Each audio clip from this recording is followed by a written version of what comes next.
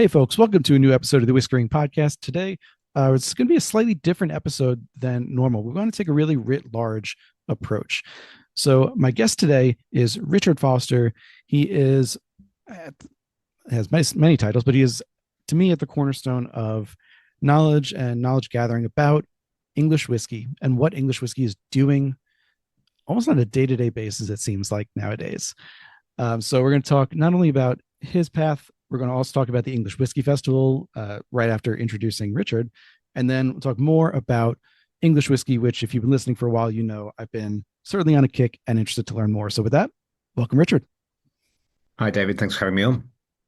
Absolutely. So, before we get into the English Whiskey Festival, I want to just give you a chance to familiarize listeners with, your background, how you got into whiskey and English whiskey in particular. Well, thank you very much. My story really started when I was working alongside Diageo in marketing. So we were doing stuff with Johnny Walker and Talisker, Singleton, all of the kind of the core whiskey brands. And I'd always had a whiskey bottle at home, but I wasn't a whiskey fanatic at all. And working alongside those brands really opened my eyes, A, to some fantastic liquid, but B, to these kind of wonderful stories, these narratives behind them. And that really got me hooked. And I just started running whiskey tastings as a hobby, a little sideline, bit of fun.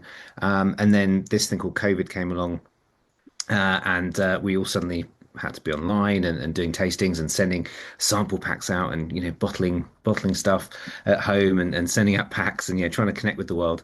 And it just so happened that at that moment in time, English whiskey was kind of starting to become a thing. More and more people were becoming aware of stuff coming out of Norfolk and the Cotswolds and the lakes. And yeah, I guess I kind of got onto that momentum, onto that train, as it were. And we did sort of bigger and bigger online English whiskey events until someone said, "Have you thought of doing an English whiskey festival?" So we did online, two virtual events with even more tasting packs.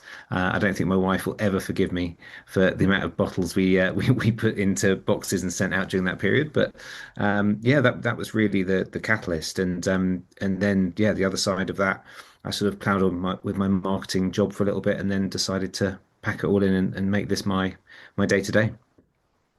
And I should note, as it was the case with recent guest John Angus as well, a lot of times we get this information either through newsletters or Facebook or Instagram.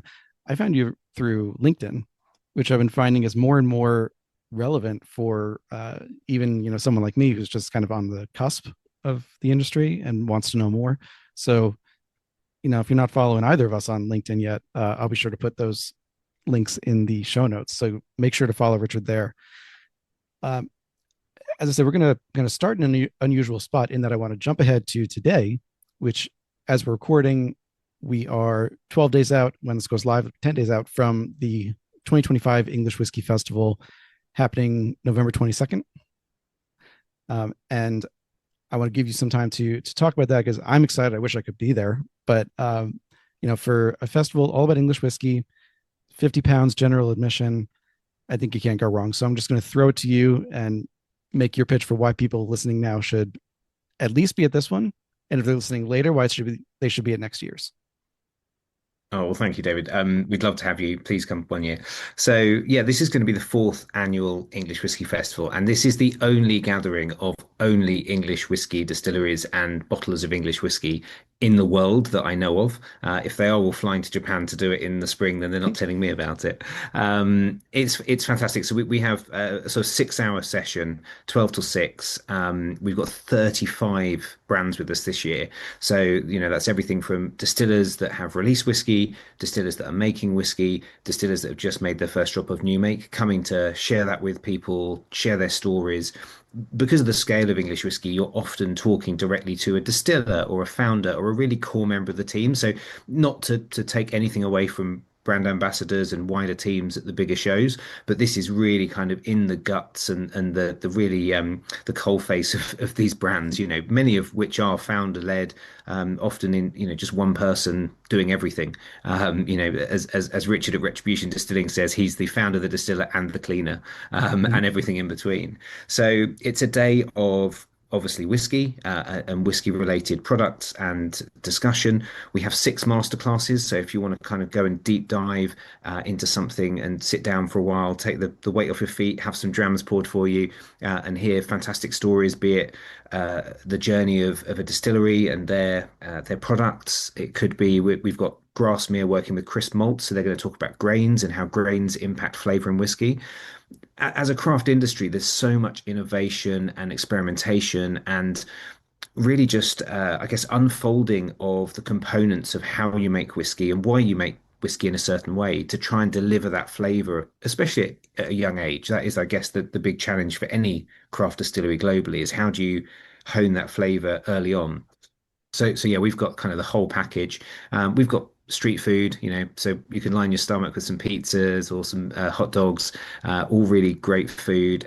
We've got the Coopers from Kinsborough English Cooperage coming down. They'll have some casks. They'll show some of their tools. The art of coopering, which is obviously so important to this industry, but often overlooked.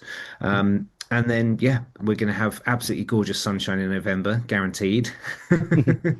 No refunds on that one, I'm afraid. But yeah, it's a fantastic venue. It's actually called the Bond in Digbeth in Birmingham. It used to be a bonded warehouse, so there's a lovely synergy there. And yeah, we'd love to see people. It is £50. I appreciate that is a large chunk of money for people, but as I say, if you wanted to, there's enough alcohol included in that to tranquilize a horse. But unfortunately, you're not allowed to bring your horse in, so you'll have to make do with drinking yourself.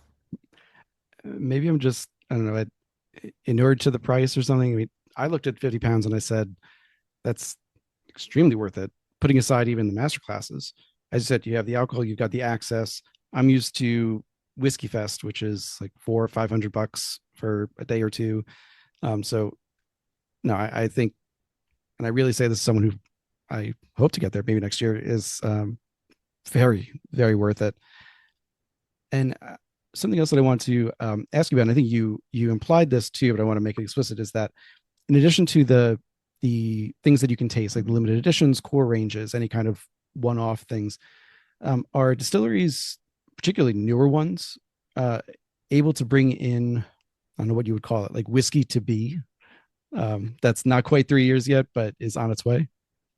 Absolutely. So last year, I remember people coming up to me and going, have you tried the Witchmark new make? Have you tried the Witchmark new make? It's like 72% and absolutely blows your socks off. So last year, Witchmark didn't have maturing whiskey even. They just had new make fresh off the stills. So they're pouring this stuff and people are going crazy for it. So absolutely, obviously distilleries that have whiskey, and there's obviously more this year than last year because this category is constantly evolving and expanding and distilleries are bringing out their first releases, which is really exciting. But yes, there'll be people with new make, with maturing whiskey samples. And that's the nice thing. If you've been for the last few years, you may have been on a journey with a distillery where you see them once a year and their whiskey's maturing more, it's maturing, and all of a sudden it is whiskey and they've released and you can buy it. So yeah, it's a lovely feeling to be able to support the distilleries and get to know the founders and the distillers and go on that journey with them because that is what whiskey's all about. It's about being very patient and waiting, but with that excitement and anticipation of what's to come. And I think you said there were 35 involved, and with last I checked, there were 61 distilleries, I believe. Yeah, so the sort of the ever evolving map of English whiskey. So 61 is the number that's kind of been cemented by the map that Cooper King actually make that sort of physical hard print map that you can actually buy, and it's on their website. The problem is that it changes so quickly. So already Right. there's a couple that, very sadly, are no longer in operation, and there's new ones that are. So we're trying to build a more kind of dynamic digital version, but even that, you're constantly having to update it and add new things. But also some of them are, is it 61 distilleries? I mean, it's 61 people making English whiskey.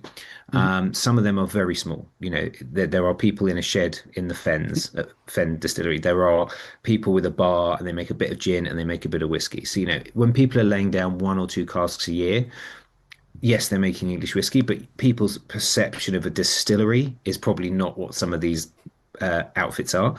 But Mhm. on the other end, you've got, Cotswolds being the largest currently, the English, who are obviously the first over in Norfolk. You've got the Lakes, you've got White Peak in Derbyshire. There are some significant scale distilleries that would not look out of place in Kentucky or Scotland. Sure. So I guess my point in just throwing out the number for now is that you got over half. Let's confidently say over half of the operating distilleries in England, whiskey distilleries in England, attending this festival.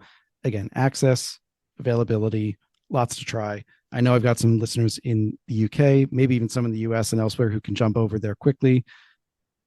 I This is how Richard and I connected, and I can't emphasize enough. This looks like a really great event, and I really hope you have a sold out turnout. Thank you. But you're doing more to plug it than I am, so I feel like I should employ you to do my marketing. So, with the English West Whiskey Festival happening in a couple of weeks, that was also a really good time to look at what the industry is doing. As you've noted, there are a couple that have closed just in the last few months or suspended production, and yet there are always more popping up. I wanted to start with your thoughts on this, and this is a large preamble, but bear with me. So I want to start with the heritage of whiskey in England. I've been lucky to interview several English whiskey producers, including Cotswold, Spirit of Yorkshire, White Peak, Adnams, the new iteration of London Distillery Company with Matt Bimber in the Lakes, and multiple guests have said a version of the same story about English whiskey. That either there really was no heritage and you could start from scratch and just make it what you want it to be, or there were a couple pre-prohibition. We know there were about 10 pre-prohibition, according to Barnard. Um, or alternatively, that English is just a more brewing focused society compared to like Scotland or even Ireland. Um, I'm curious what your thoughts are on whether or not to include those early distillers, the pre-prohibition ones, as English distilling heritage, or is it really a different beast? I get asked this quite a lot, and I have a very strong opinion on this. So buckle up, kids. My view is that English whiskey as a product did not exist until about 23 years ago. So there were distilleries over 100 years ago in England that made whiskey, but you couldn't knock on the door and buy a bottle of Lee Valley whiskey. You couldn't knock on the door and buy a bottle of Banquo whiskey. All of that product was going elsewhere. It was blended in Ireland, it was blended in Scotland. There was no end point that was something you could say, this is English whiskey. I'm sure bottles did come out the door, but probably in workers' bags and, round the back. So for me, English whiskey is a modern concept. The bigger question is, why on earth did it take us so long to go? We've got the barley that we're sending to Scotland for them to make whiskey. Mm-hmm. We've got, really good brewing water in England, actually some of the best in the world. And obviously whiskey starts as beer essentially. So we can brew a really fantastic mash with the right chemical composition in, water in places like Burton and Staffordshire and all these places. So the bigger question is, why on earth did it take us so long to sort of have that light bulb moment to go, well, why don't we make whiskey?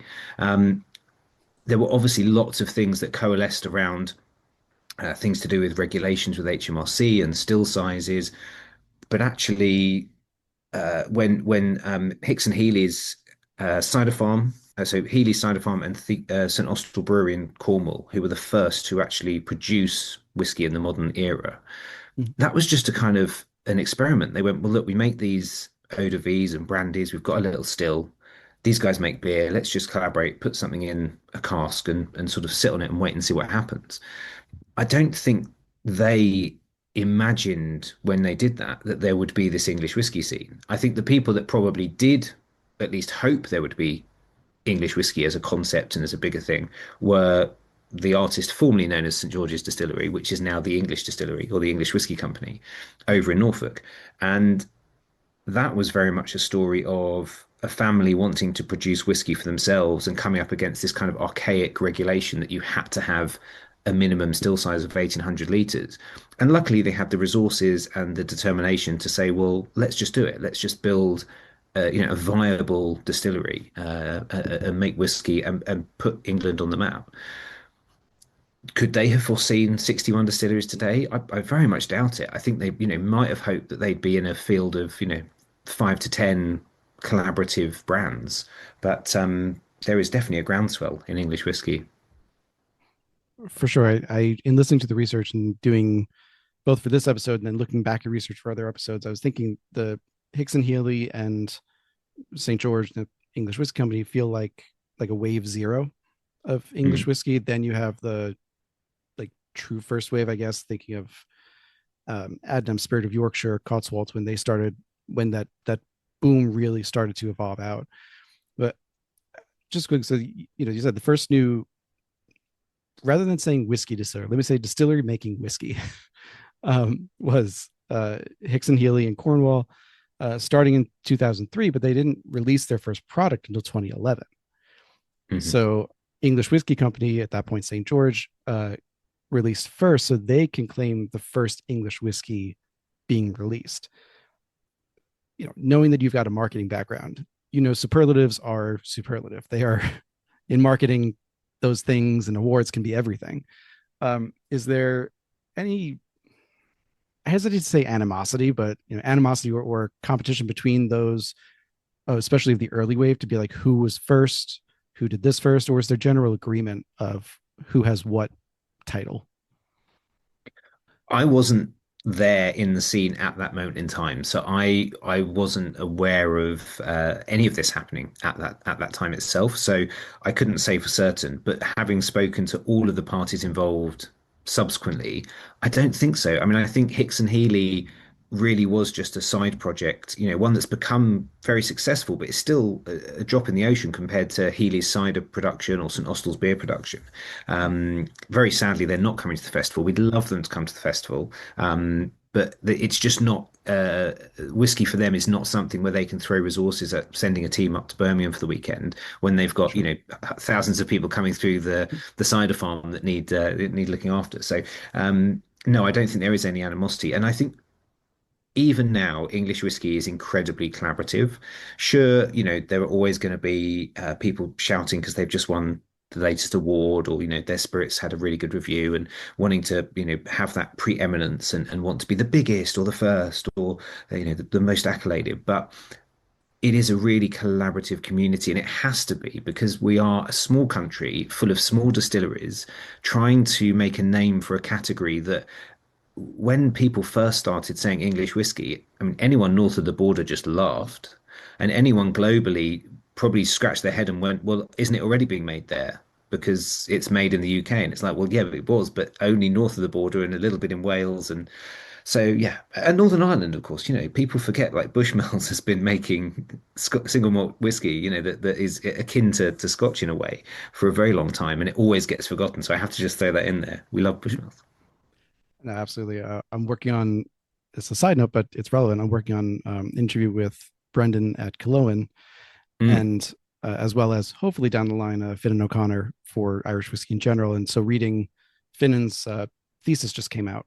So I'm rereading A Glass Apart and then reading the thesis to see, hey, what else did he come up with? Because all of it, even if it's focused on Ireland, it applies elsewhere as well. But coming back to your point, I agree with you that I was in the camp of, I used to assume that whiskey was made in England because it was made in Scotland and Ireland, Northern Ireland. Um, but until more recently, it just wasn't the case at scale or otherwise. Uh, looking looking back, I know, like you said, you weren't there at the time, but you mentioned the barrier that the Nelstrop family found at St. George, now English Whiskey Company, had. They had that barrier of the minimum still size required by HMRC, excuse me. Um, were there other earlier barriers to entry other than just this pervading idea of like, why hadn't we done this yet? 100%. Um, so there's a man called Alan Powell, who, if you haven't spoken to him, I'd say get him on this podcast, but he is so intensely intelligent around UK tax law and everything HMRC that I think well, it definitely goes over my head. I can't speak for anyone else, but he has been pivotal in many English distilleries coming to fruition and battling some of this sort of legalese around the tax system in the UK. So, someone described the English tax system really, or the British tax system really well the other day. They said our tax system is like a load of post-it notes that are just put on top of each other and adjacent to each other. And if you step back, it is an absolute mess. And it really needs ripping apart and starting from scratch. But it's so integrated and convoluted now that it just isn't possible. So another one that always makes me laugh was Adnams. So Adnams are a historic brewery in Southwold in Suffolk. They own lots of pubs and hotels. So if you drive around that area, you see the name everywhere, and they make great beer. And they started making, well, they wanted to make white spirits initially and then move into whiskey. But there was an archaic regulation that said you couldn't have a distillery in the same building as a brewery, so on the same Right. site, which is kind of crazy because a Scotch distillery is a brewery and a distillery within the same building. But there was this law that said that you couldn't put a distillery into an existing brewery. So they spoke to Alan and said, what do we do here? And he said, just apply. Like it's such a ridiculous law, they can't actually uphold it. And he was right. So they said, can we have this distillery? And they said, well, yes. Like we can't really say no. It's just that there's no grounds for this. Someone put it in 100 years ago for very different reasons. So yeah, there's all this stuff, and you've got to unpick it. And even now, the regulations around warehousing and stuff in the UK are changing, and things like Wowgo, which was this kind of archaic thing where you had to apply for a license to be a goods owner in another warehouse. That's all been scrapped, and the duty labels have gone. So Alan is this kind of one man force trying to battle bureaucracy on behalf of the entire distilling industry. So if you want to talk about regulation, you need to talk to Alan. I think that might be so. Here's it might be too intense and dirty for even my most ardent listeners, but I myself really want to listen to that. So I might ask for an intro to Alan just to have that conversation. We'll see if he's open to that. Um, so I hear you on that, and I remember Adams telling that story and thinking like, couldn't you just put up a? They suggested just putting a wall up between the two, between the brewing side and the distilling side, and seeing if that. But I'm glad that they were able to just push it through and have someone say, "This is stupid. Just do it." Um, Something that fascinated me about the timeline of this was the timeline for the craft distilling boom is nearly analogous to that of American craft distilling. Um, and although they might be very different, the two countries have their own issues, especially tax issues and bureaucracy issues Mhm. that are barriers to entry. But other than the starting point being in the early 2000s, it seems like the paths diverged very quickly. America had this gigantic boom in the late 20 aughts and then early 2010s, another boom maybe later than that, and then we're starting to level out now. Whereas, and we've got, I don't know, I think it's between 2,500 and 3,000 distilleries, something like that. And craft distilleries, not all making whiskey, but still a lot. And in England, you have this boom really starting in like the early 2010s, early to mid 2010s, when the boom seems to really have taken place. And you're still in a continued growth spurt, even with a couple that have closed or paused. From what you've learned in the past half decade plus of diving into English whiskey and talking to people, what do you think accounts for such a divergence between these two? Or is it just pure apples to oranges and like hands up on that? I guess the closer synergy would be the gin movement here. So the gin boom has happened, and we are kind of coming down off the peak. There are now sadly quite a few gin distilleries closing or amalgamating with other distilleries because interest in craft gin has just sort of bottomed out, and obviously, cost of production and duty have gone up. Whiskey came a little bit after that. A lot of people started making gin and white spirits and then moved into whiskey. So, there's a slight lag. But I think the strength of the English whiskey category at the moment is probably twofold. So it's the diversity of the product. So we don't just make one thing.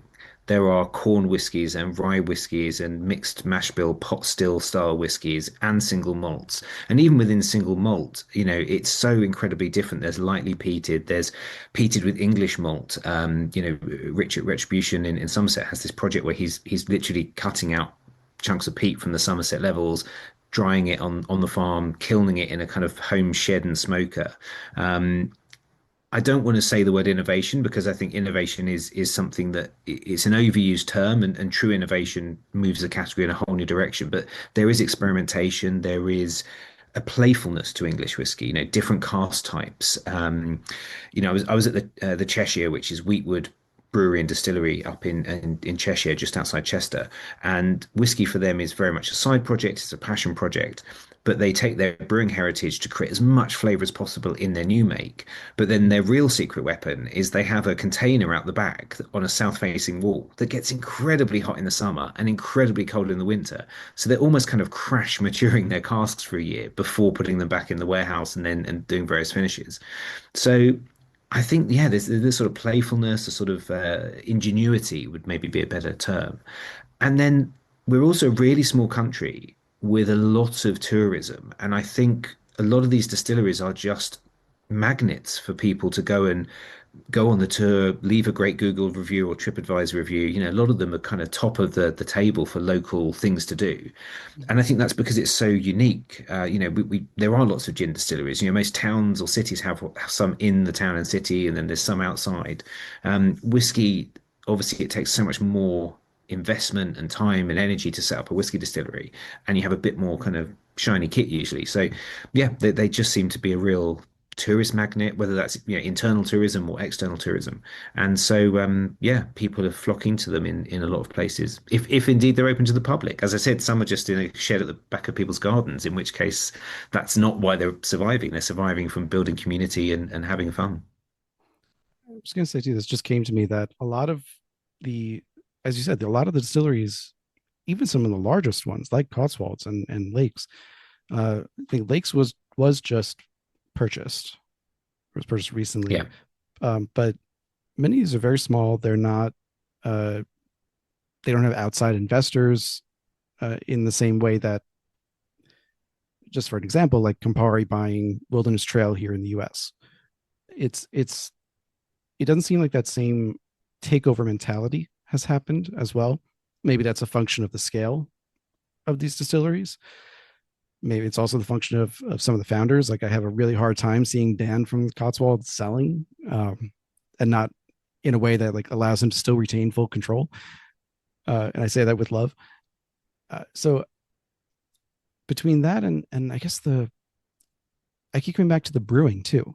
Max at White Peak talked about this, how Derbyshire is just brew country, and a lot of Mm. England is brew country. So this is where it feels like the English whiskey scene and profile, as it were, has at least one pillar based in this idea of brewing as an art in and of itself, and as you said, of making your brew and your wash as good as it possibly can be, getting as many flavors in there before it ever hits the stills, and then distilling and putting it into a cask, as opposed to relying on the back end and the casks to just make everything better.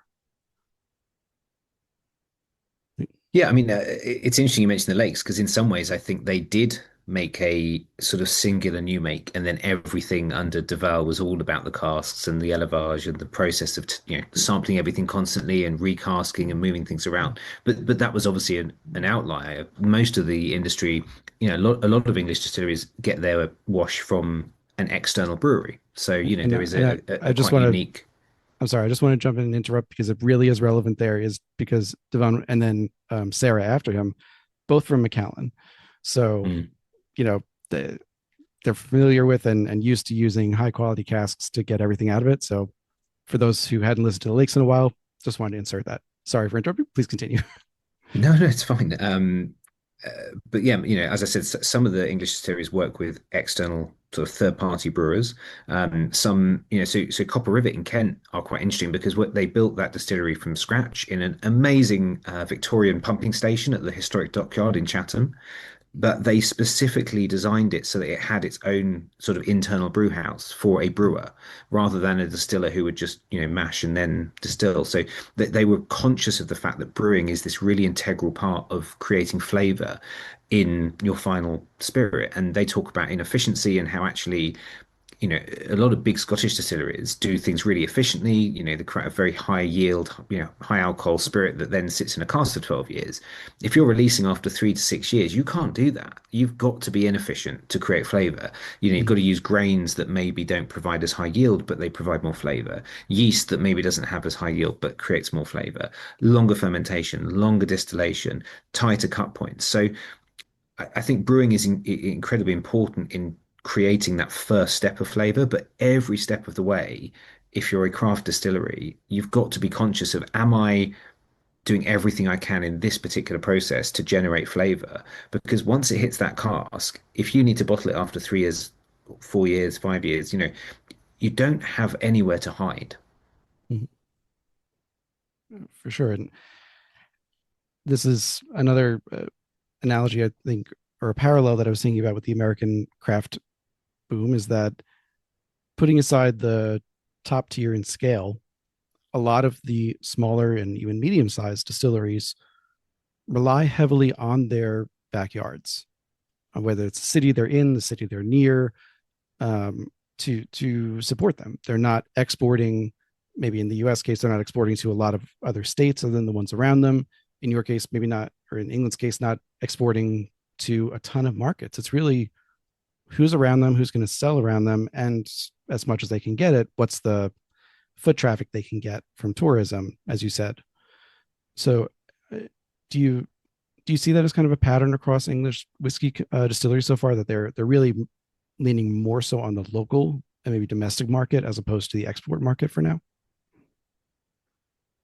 Yes, I think, yeah, it would be very true to say that the minority of English whiskey is exported. The majority is consumed here in the UK still. Obviously, Cotswolds being the largest probably has the biggest export footprint, and I know that the likes of White Peak, Lakes, Spirit of Yorkshire, English have all exported some. I wouldn't know the figures, but I think it goes back to that idea of place and your provenance. Ludlow Distillery, for instance, in Shropshire. Ludlow is an incredibly foodie town. It's got a reputation. It's involved in the slow food movement. So immediately there is a potential audience there that are going to be interested in a locally handcrafted product. Mm-hmm. They also don't make very much. So they're only selling about 2,000 bottles a year. So trying to open up an export market for that scale, even if you add all their other white spirits and stuff, it just doesn't really make sense at this stage. Sure.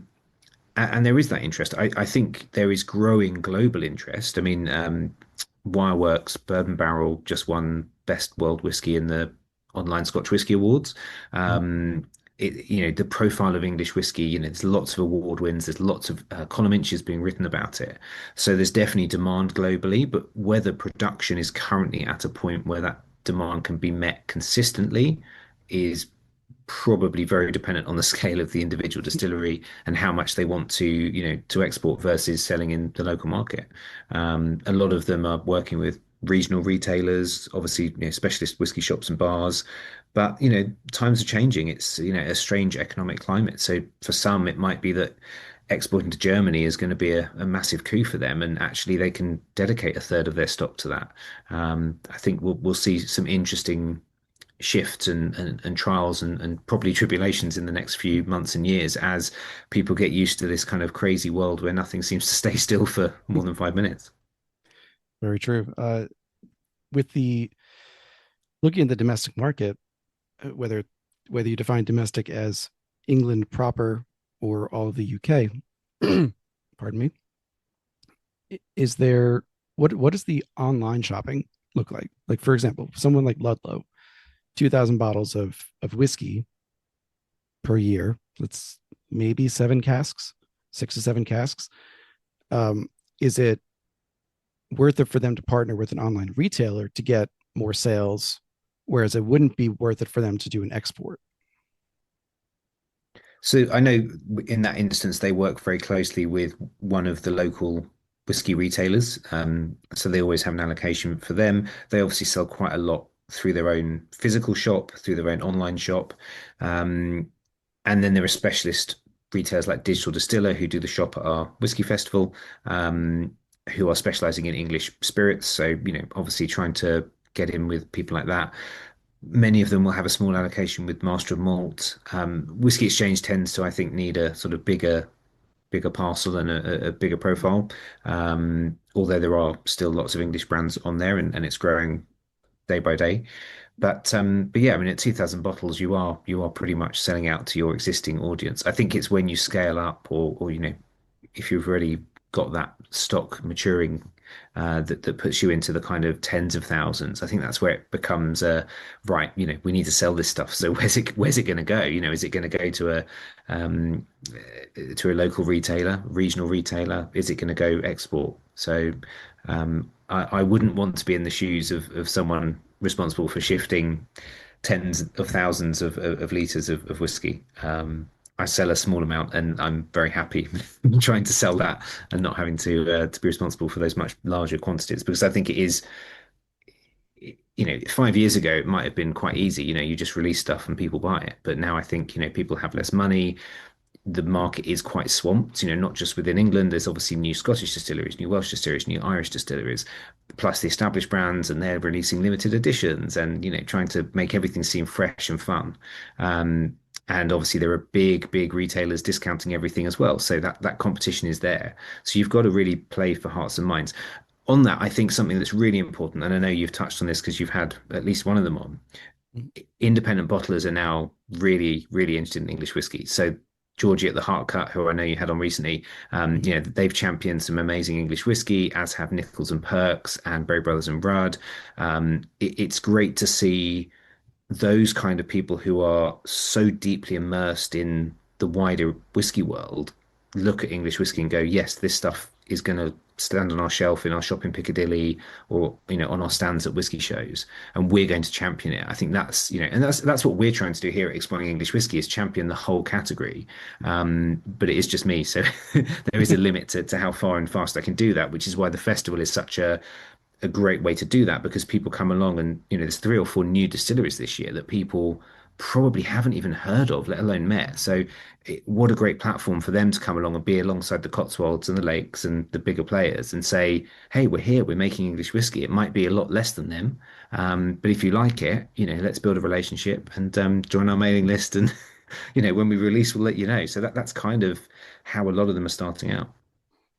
And just to echo something you said earlier, I think it really does make a difference when you can get at these people, distilleries, but whatever you want to call it, when you can get at them early and use the words, take the journey with them, starting from maybe their new make or their 1 or 2 year old whiskey to be, all the way through to when it's legal and further on there. And you just develop this bond that you can go back to and say, I saw where this came from, and now I get to see where it's going all the way through. And to me, that's something that is very rare to be able to do that. It's very cool to be able to do that. Um, and I think in the US, we have a slightly different perspective on that, because as long as the liquid touches oak with all the requirements therein, you can call it whiskey. You don't have to wait 3 years. So you can get new make, you can get 6-month old and call it whiskey and have it taste just god awful. And like I've had one 9-month old whiskey that was incredible in everything that I've ever tasted. And in American whiskey, it takes time. It just takes time. Whatever time that is will depend on the distiller, the grain, everything involved. But I think by having that little bit of age statement required for you guys it still helps, because then at least whenever the 3-year-old comes out, or the 4 or the 5, then it's like the official release. I'm ranting a little bit, but then there's the official release and this big thing you can make a big deal over and win awards, and also look back at the growth and the journey. So sorry, I was reminiscing on that, ranting a bit, but I love the aspect of that.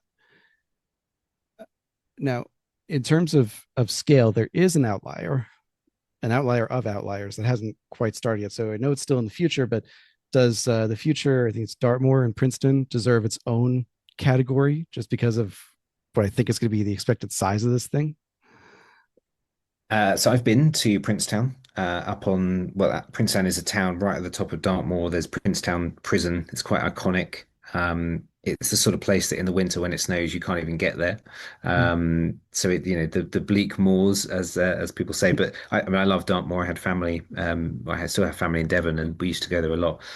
I visited twice. I'm sad to say that between those two times, not a huge amount of progress has been made. And I love the team there. I really want them to succeed, but I think we're a long way from any spirit flowing from those stills, but a very, very long way from them flowing at capacity. Mm. So if they do manage to get something happening next year, it will be a drop in the ocean to what that place could do. We're talking a kind of 2 million LPA potential if it was up and running at full whack, which is four times as big as the Cotswolds, and the Cotswolds probably aren't even at capacity at the moment. Right. It's it's a giant leap, and I think for Rowan, the founder, I think it's just really unfortunate timing because I think if he'd started 5 years earlier, he would have Mm. got it going. But everything's kind of transpired to work against him. And so at the moment, I'm really hopeful that Spirit flows next year, but it will be Spirit that does not, I think, represent what he set out to achieve, and definitely not at the scale that he set out to achieve. Gotcha. So the next kind of section that I want to go into is I know it's something that you've been asked a lot about, and I'll just tell you now it's the identity, the profile, all of the words like that about English whiskey. I'm hoping to ask a couple things in a different way, so you're not just like bored out of your mind answering these questions. But um, I I wanted to start with I remember when I was talking with Dana Cotswold about whether English whiskey should be considered old world or new world, being in the UK. He thought about it for a while, but he ended up going with new world, mostly because it wasn't relying necessarily on the same processes of like Ireland, Scotland, the big five, if you will, and was really just kind of seeing what worked at whatever scale. And I wanted to throw it to you and say, what would you say to that? 100% New World. It's a young, vibrant category that if you transplanted it to the north of France or somewhere in Germany or Australia, there's so much synergy with craft distilling in those other places. So it's 100% New World. Of course, some of the cues come from the old world. It's undoubtable. We're literally using barley that previously was being sent to Scotland to make single malt, and it's now being used to make single malt here. So, but then that's true of whiskey everywhere, really. The Japanese used to import everything from Scotland to try and recreate Scotch. Mm. Um, I think for me, English whiskey is a category that strives in the general to create really high quality liquid at a young age. Obviously, that will change over time as the stocks mature, but right now, no one's there's been a single cask released at 18 years old, but there isn't even really a widely available 15-year old. There's a 11, 12-year old. But most brands don't put an age statement on the bottle, even though they can. So I think it's more about flavor, it's about quality, it's about provenance. Um, and so yeah, 100% it's new world, not old world. And you said this before, and I want to repeat it just to emphasize it that the English are trying to create more flavor in a younger whiskey. Like they don't have 12, 15, 18 years to just sit on a cask in most cases. Uh, they need to do more in the 3, 4, 5, 6 year range to have the flavor that they want faster. It's not like the environment is massively different. It might be slightly warmer, might be, the humidity, all that can be up and down, but it's not massively different from Scotland, Ireland. Um, so the adaptation of the process has to be the form of, call it either, I put in my notes, I call it a form of geographical indication, but that might be too formal a word for it at this point. With so English whiskey at this point doesn't have a GI or technical file quite yet. No, so that is in the process. And obviously, yeah, so because it's going through the motions currently, it is again something that people ask me a lot about. And obviously, as a consumer, as a drinker, as someone that is, down the bar with friends drinking whiskey, I have an opinion. Of course I do. But when I'm the chief exploring officer, as I've dubbed myself, of exploring English whiskey, I have to focus on what we're here to do, which is to promote and celebrate this category and get it in front of as many people as possible. So in some ways, the GI is helpful there because it's created a bit of PR ability. It's generated press, it's generated this sort of faux controversy between Scotland and England.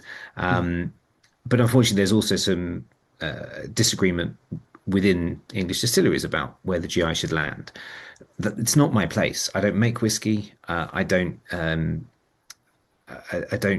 have the any authority over what English whiskey is, and I wouldn't want that because I enjoy it in every shape, form, color, variation, bottle size, shape, you know, geographic origin that it comes in. And that's what's exciting about English whiskey. And that's what I have to convey to our members, our future members, our festival attendees, people that buy cask shares from us, bottles. Like it's got to be about, wow, I didn't know these guys existed, or I knew they existed, but I didn't know they did this, or, you know, I didn't know there were 61 distillers. I didn't know, even to the point of I didn't know English whiskey exists. Still, people in England who are whiskey drinkers don't know that English whiskey is really a thing.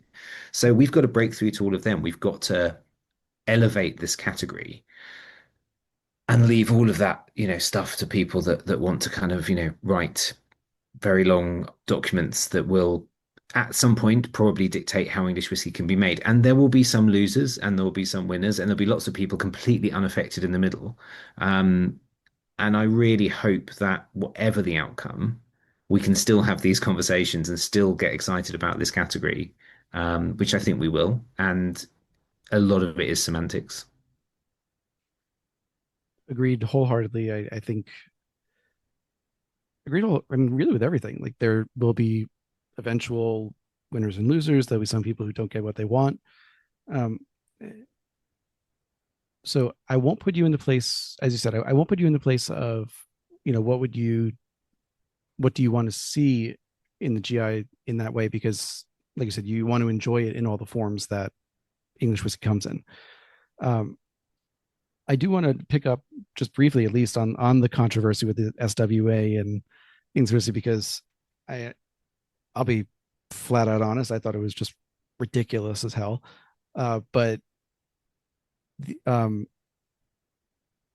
you, independent of English distilleries, just speaking as your own person on one of the podcasts I was listening to, said, earlier this year, the host Tom had asked you about English whiskey's identity, and you said, there really isn't one. There's just like there isn't really one in Scotch anymore either.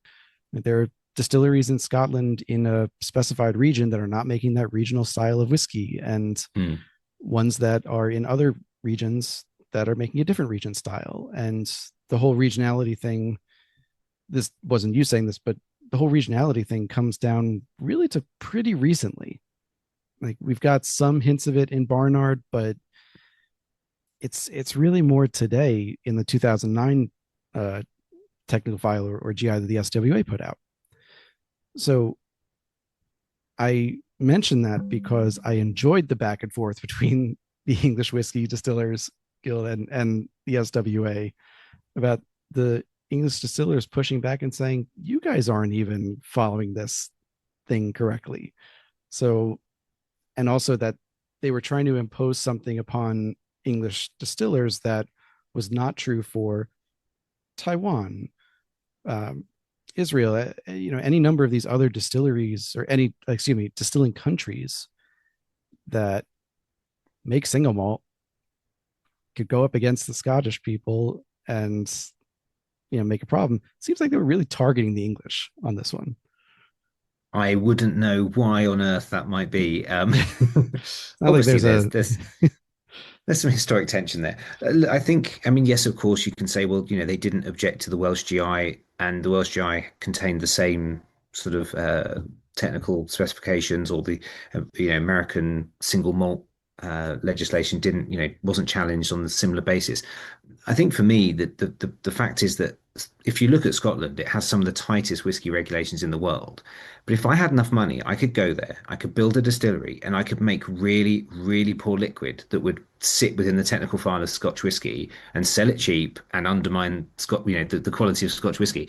The idea that these rules will somehow uphold a sense of quality and I think that's a flawed concept. I think if you have a geographic product like champagne or like certain cheeses, and they're made in a certain way over a long time, and there's a relative conformity, that sense of GI makes sense. But to put a broad, sweeping GI on a category that A is very young and B is doing lots of different things, as a consumer, I just feel a bit confused about what are you trying to protect? What are you trying to define?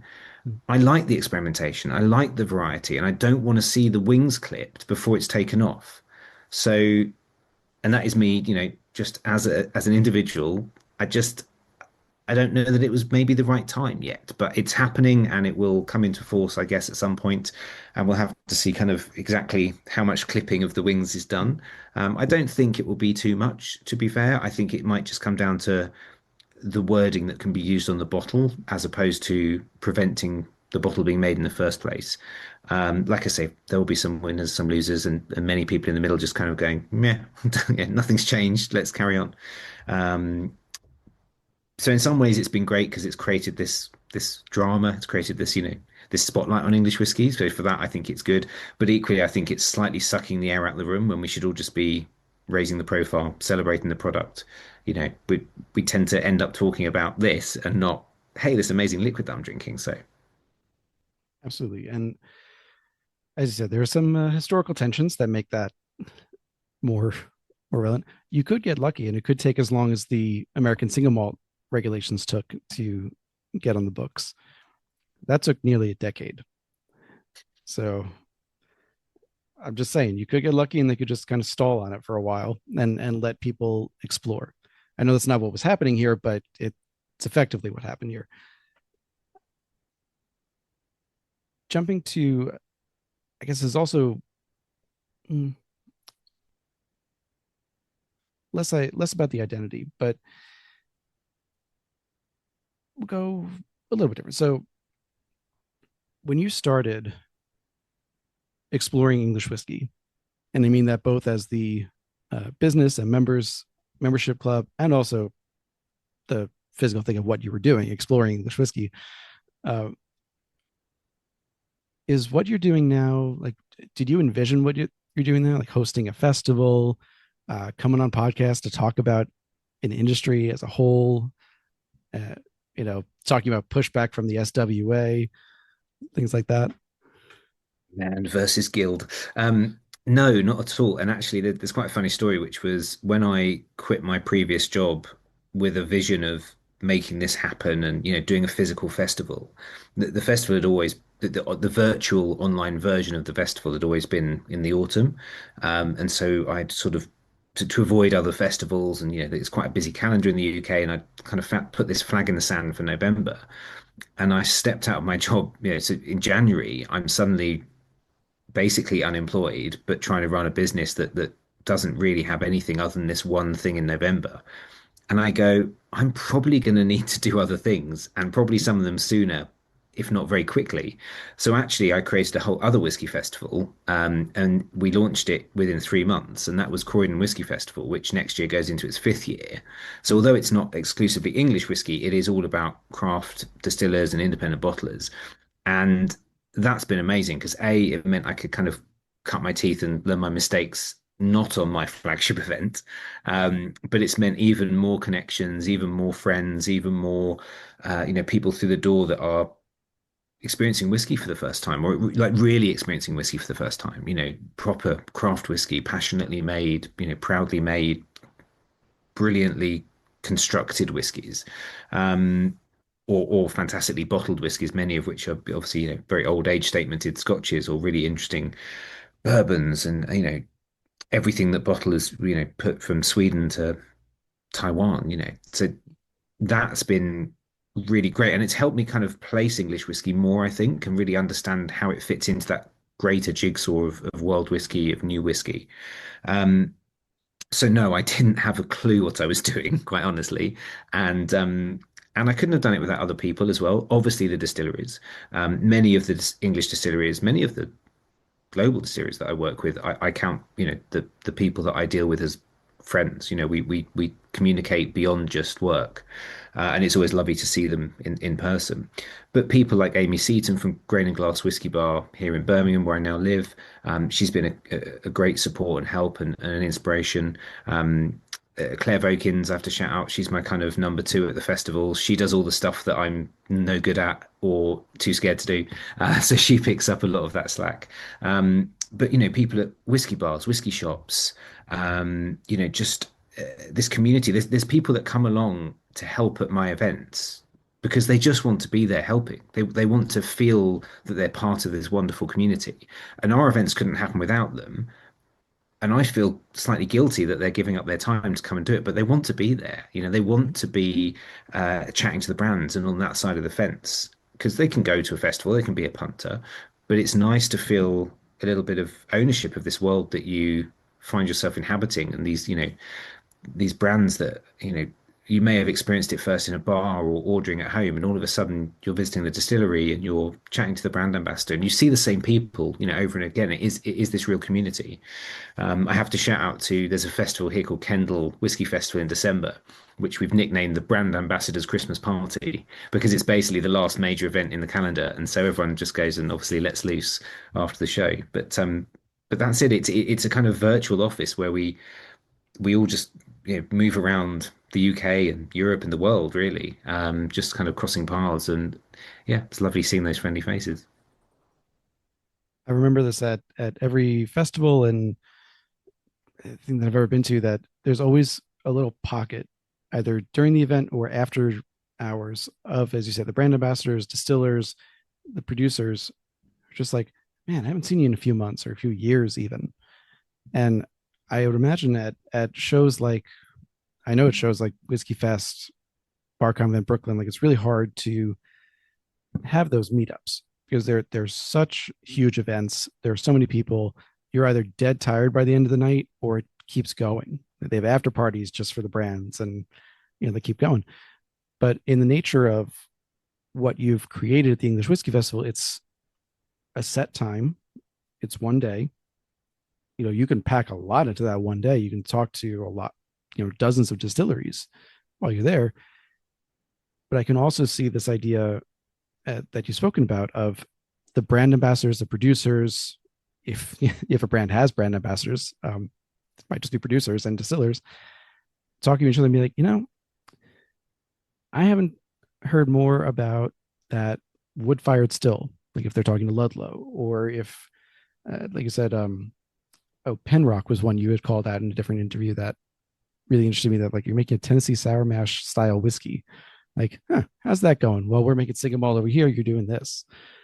So that sounds like it's something that it's built not just on the interests of consumers, but also really on the interests of the brands, to not just throw money at it and have a booth, but to really get the chance to talk to their peers that they might not always have a chance to talk to throughout the year. Yeah, it's a lovely community, and obviously people will probably talk to the people they already know. They might can say hi to someone they've not met before. There's not a huge amount of time around the show. That's why we have an after party for anyone that wants to hang around and celebrate. But yeah, you're seeing these people all the time. I mean, the guild obviously do a very different job. They're focused on the distilleries and sort of associate businesses that support that world. So maltsters and bottle manufacturers and yeast manufacturers, but they have regular meetups where obviously their guild members can get together and share those kind of stories and question each other and sort of build on that.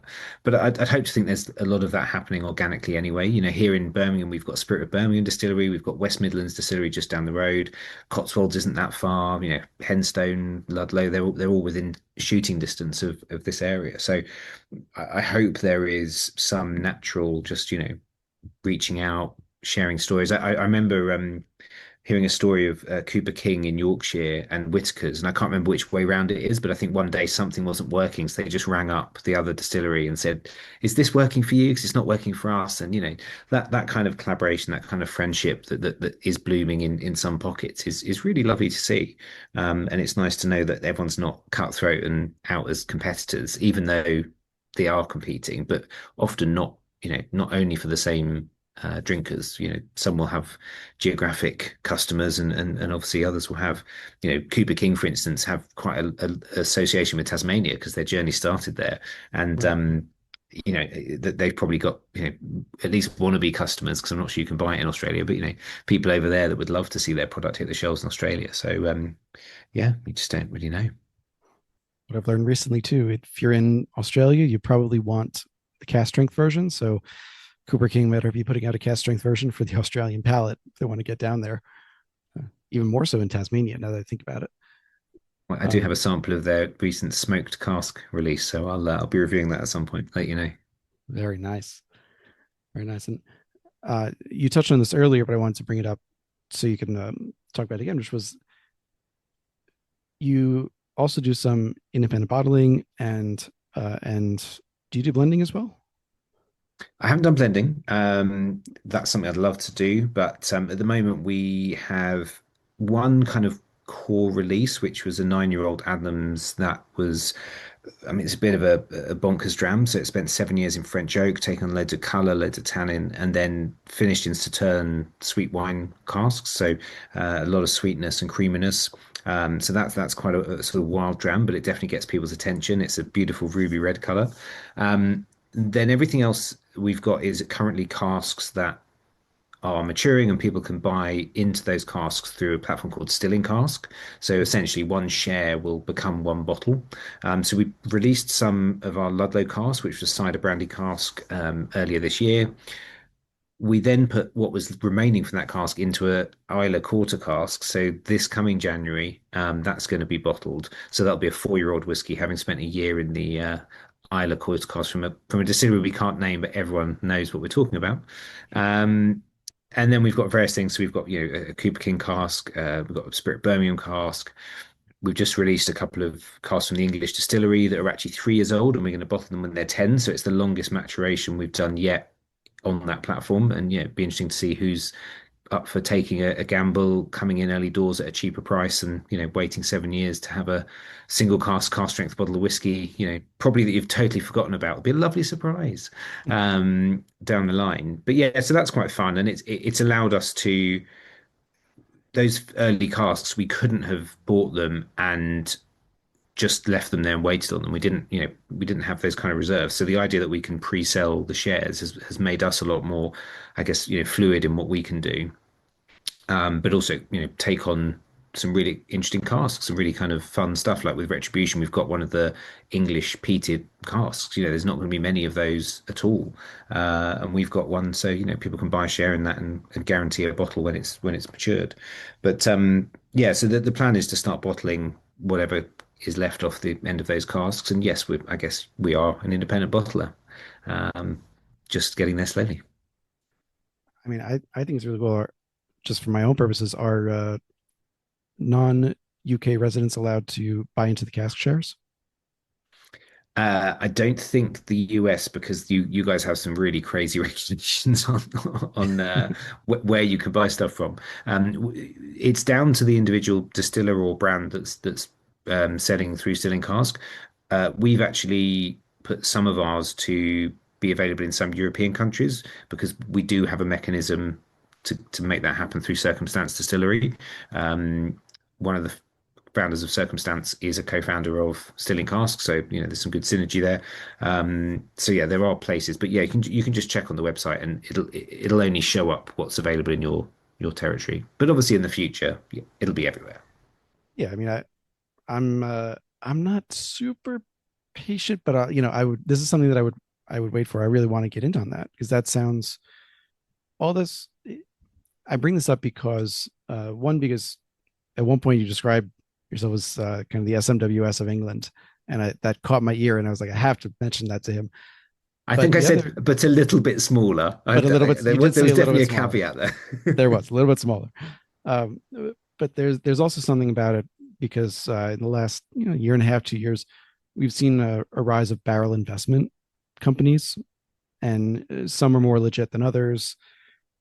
And I think for me, the holdup has always been like, I want to know what cask you're talking about, and there's something tangible that in the way you're describing, there's something tangible about, okay, we have a cask from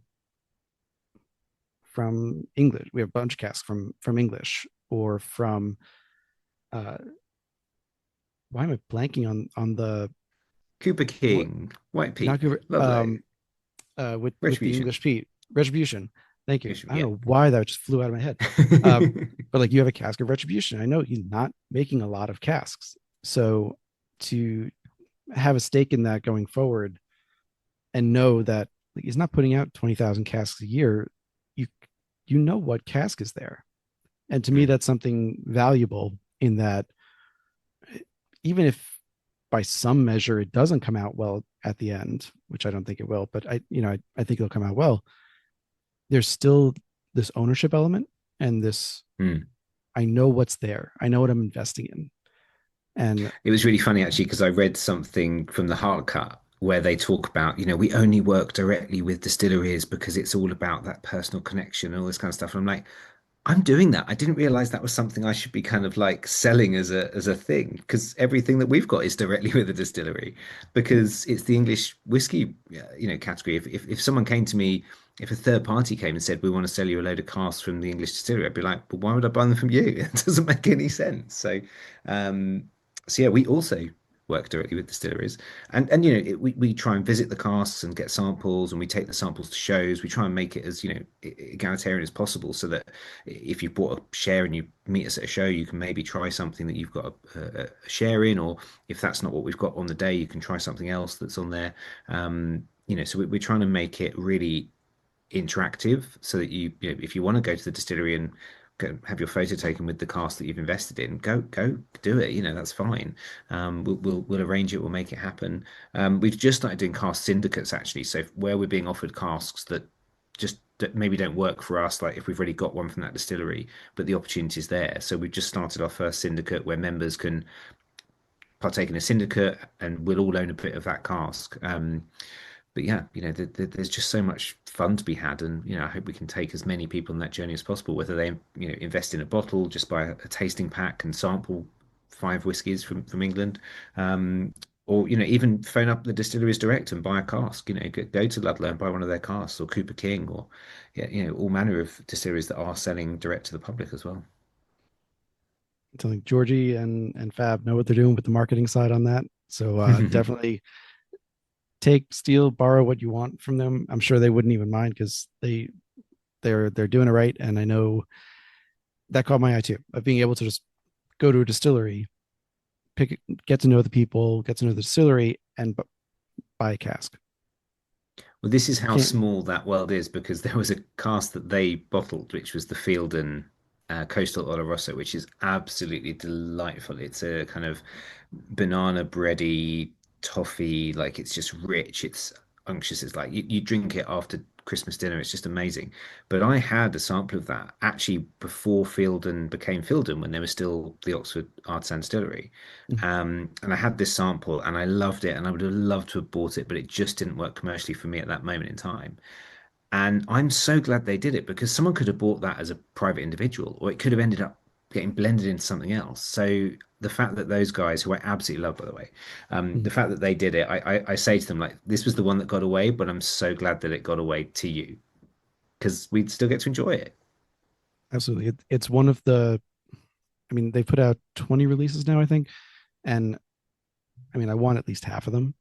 The Fielden is one that I really have been looking at. I know we're talking about a different brand here, but I think there's synergy here. So Mm. I hope that'll be okay. That there, yes, that you guys have the opportunity to work alongside each other, not necessarily together, in a business sense, but to work alongside each other to the same goal. Like you want to get the word out and the stories out about these smaller distilleries in many cases that people aren't going to hear about, let alone taste, if they don't go to a festival or if they don't or if they're not part of the of exploring English whiskey and get a cask share.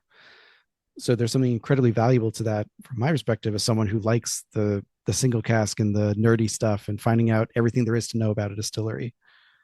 Um, so I'm gonna have to look back at that Fielden one. I can tell you right now, I know the only reason I didn't purchase that off the top is because of these goddamn tariffs. um, the like, I happen to think that they're priced quite well as bottles themselves, and the shipping was more than the bottle because of the tariffs. So I'm hoping there's some still left, and I might just bite the bullet on that one. But anyway, in the last few minutes we got here, I wanted to before I get your perspective on what's happened in the last couple of years and what's going to happen, I wanted to just throw on some plaudits here and thank you, because in addition to the distilleries that I've talked to in England, and ones that I had already known I wanted to talk about, like Field and English Whiskey Company, Ad Geffen, in doing the the research and listening to you talk so passionately about these distilleries, just the short list of other ones that I want to talk to um, taste if I can. And I go into this knowing it might not be worth it for them to talk to me, especially if they're making 6 casks a year. Is it worth it? And I understand that, but Retribution, Penrock, Fenn, Rose Barnes, Ludlow, Copper Rivet. These are distilleries. I think maybe I had heard of Rose Barnes, but the rest I had never heard of, and they all have their own something that makes it unique enough that as a podcaster, as a consumer, as a whiskey geek, I look at it and say, I want to know more about them. So I wanted to appreciate the fact that you don't hold back in interviews and just talking about the big guys. Like, you give them their due, the Cotswolds and the Lakes and English whiskey. Of they're the biggest, the first. They hold a lot of market share, and in many ways they represent English whiskey around the world because they're the only ones exporting, as we talked about earlier. But to know that there are ones that are really domestically focused, or just by sheer scale are have to be domestically focused, that are worth looking into, is something I really appreciate. So I wanted to just give you a thanks for that. Well, I can Uh, throw a few more names into the mix if you like. So there's some that I think you should keep an eye on. Abingdon Distillery are releasing next year, their first release. That'll be really exciting. Grasmere in Cumbria. Paul is another kind of Willy Wonka, experimenting, pushing boundaries, trying new things, and having a lot of fun doing it. There's also Trevethan down in Cornwall, which is going to be really exciting.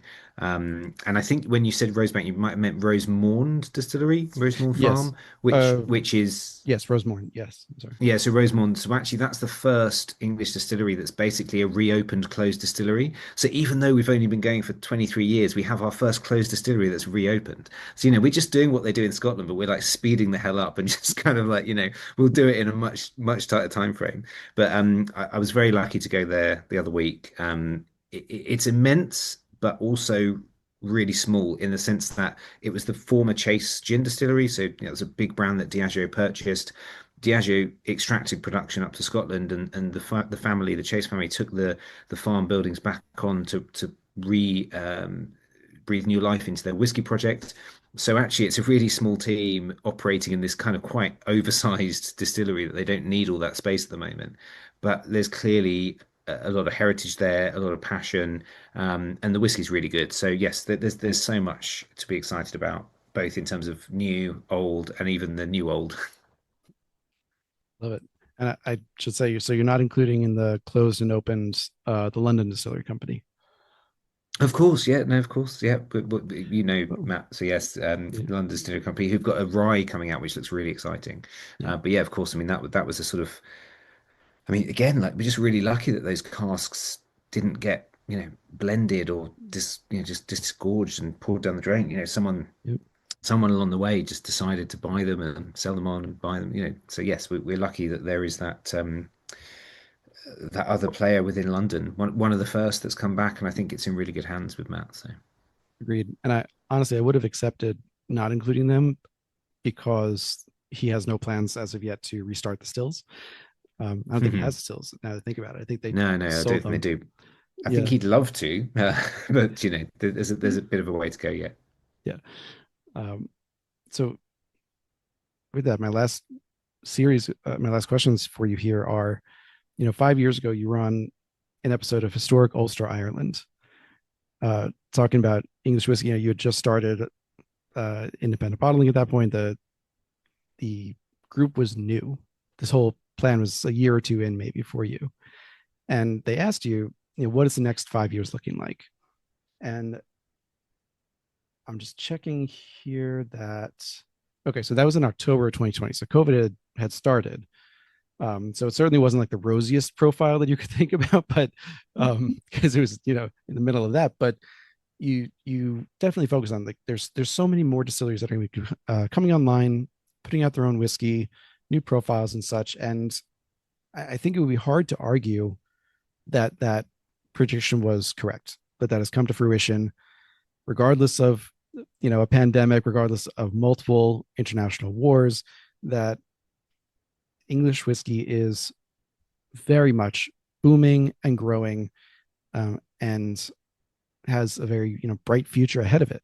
Even as a couple close, shift, and such, you're still going full speed ahead. So to put it in your court again, it's now 2025, November of 2025. It's 5 years afterwards. Let's hear predictions for the next 5 years. Well, hey, I love you've done your homework. Like I'd totally forgotten about that. I feel like I'm on the Graham Norton show. The next 5 years, I mean, I think there'll be almost like a kind of split personality thing where I think we're going to see the expansion continue. There's going to be new names and new players, but I think there's also going to be a kind of contraction with some of the more established brands really trying to cement themselves. So we've seen Wireworks from White Peak. They've now got their core range. So they're very much going, okay, we need to operate as a grown up in the room here. We have a core range and then we get to do all this fun stuff around it, but we need to be in everywhere, in every retailer, in every bar with this core range. Um, and it's a brilliant core range. Like the bourbon is fantastic. It rightly won that online Scotch Whisky Award. I think others like the Cheshire, where whiskey's a side project, but it's a project that's kind of got away with them. It's been more successful than they could have anticipated. They're going to have big decisions to make. Do they expand production? Do they kind of double down on it? Can they afford to just leave it as this side project? We did a tour there the other day, which they kindly put on for us.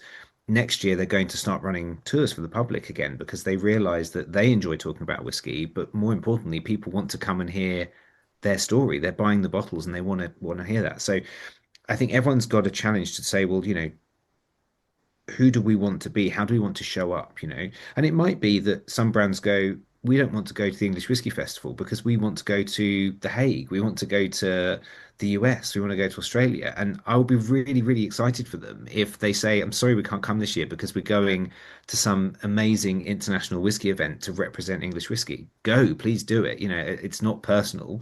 Just come back the next year. But I think that's how the category is going to shift and change. And there's always going to be, like you say, a place for these bigger players, but it's how those smaller ones integrate, maybe even collaborate. And sort of, are we going to see a category stand in Whiskey Life Paris? That would be a dream of mine to be stood there saying, look at all this English whiskey. We've got 10 brands here that are representing a category together in one force with one voice. I'd love to see that happen. I was thinking the same thing, and this was coming off of. Forgive me, I'm mixing up my shows a little bit because it's the end of show season, as you said, and August, September, and October are just so packed with them that as I see the social media posts, I'm losing track of which one. But there was one, might have been Berlin, where the Nordic and Scandinavian distilleries put together, as you said, this conglomeration of, okay, we're Nordic and Scandinavian, we are together, try us here. And I loved that because you had a whole category. I know it's 2,000 miles wide geographically, but there are things shared between them. And in coming together across multiple countries, even in coming together, they were able to put more of a show of force and say, we're not just a stand that you might walk past completely inadvertently because there's something else shinier or newer. Like we're going to be here and we're going to say we're Nordic Scandinavian, and this is important. And I love that that idea could come to fruition. I hope it does for English whiskey in the same way. Um, Hell, I hope it happens in London, even. Paris would be great, but I hope it happens in London because you've got distilleries a mile, not a mile, an hour or two outside of London, just in that circle that could make a good section of a whiskey fest or something like that. So I do hope that's the case, and I hope that representation continues, and that even if not every distillery on the list on the map is able to export to any market, let alone one where I can access it, that it continues to be the fact that the ones that are exporting and are getting even further around the world continue to put this great face on for English whiskey and get people to go to England, try the smaller guys too, and ask how can they come next, how can they support, and who else is there to learn about. Um, Before I close out, that was completely on English whiskey. I have to take a moment for myself because that what you said might have been one of the highest accolades I've ever gotten to be said. Feels like I'm on the Graham Norton show because watching clips of him pulling up some story that just makes the person, the guest, just forget what they were even talking about. Just then the head just falls in the hands really slowly, like, oh God, they found it, is one of my favorite things. So to know that I've brought up that kind of thought is that made me very proud. So I'll take that moment for myself. But anyway, finishing English whiskey, Richard, it's just been a blast having you on. We'll definitely stay in touch because I want to talk to these distilleries, whoever will talk to me, and whether they can get product out is not important. I make clear to distilleries that's not the purpose here. They can, great, love to try it, but I'm more interested in like the story, what makes you unique and why. So thank you for coming on, for in many ways representing English whiskey for us, for my audience, for introducing us to a bunch of new names, as many of which as I can will be spelled out and listed in the show notes. And some are easy, Penrock, Adgefren, maybe not as easy for to just pull out. So, um, so yeah, just thank you for coming on and talking about this. Thank you very much, Graham. I mean, David. Yeah. All right, hold on with me for just a sec after recording. Thank you everyone for listening.